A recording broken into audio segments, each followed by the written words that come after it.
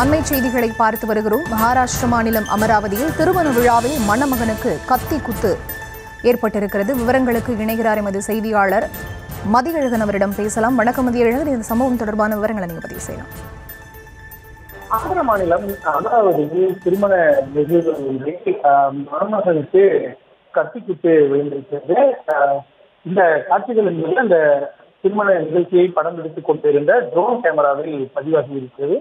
மேடையில் மணமகனும் மணமகளும் நின்று கொண்டிருந்தபோது அது வந்த ஒரு நபர் ஒருவர், கருப்பு சட்டை அணிந்த நபர் மேடையில் ஏறி மணமகனை கத்தியால் குத்திவிட்டு தப்பிக்க முயல்கிறார். அப்பொழுது அங்கிருந்தவர்களில் சிலர் அந்த நபரை பிடிக்க முயல்கின்றனர். அவர் வெளியில் மண்டபத்திற்கு வெளியே நின்று கொண்டிருந்த பைக்கில் தப்பிச் செல்ல முயற்சிக்கிறார். அதாவது மற்றொரு நபர் இருசக்கர வாகனத்தில் தயாராக இருக்கும் நிலையில் இவர் பின்னால் அமர்ந்து அந்த இடத்தை விட்டு இருவரும் தப்பிக்கக்கூடிய காட்சிகள் பதிவாகி இருக்கின்றன. அதாவது மண்டபத்திற்குள் நிகழ்ந்த இந்த நிகழ்ச்சி என்பது அந்த நிகழ்வை படம் பிடித்துக் கொண்டிருந்த ட்ரோன் கேமரா மூலம் அந்த சம்பவம் நடந்த இடத்திலிருந்து அந்த மண்டபத்தை விட்டு வெளியே இருந்து அவர்கள் இருசக்கர வாகனத்தை எடுத்துக்கொண்டு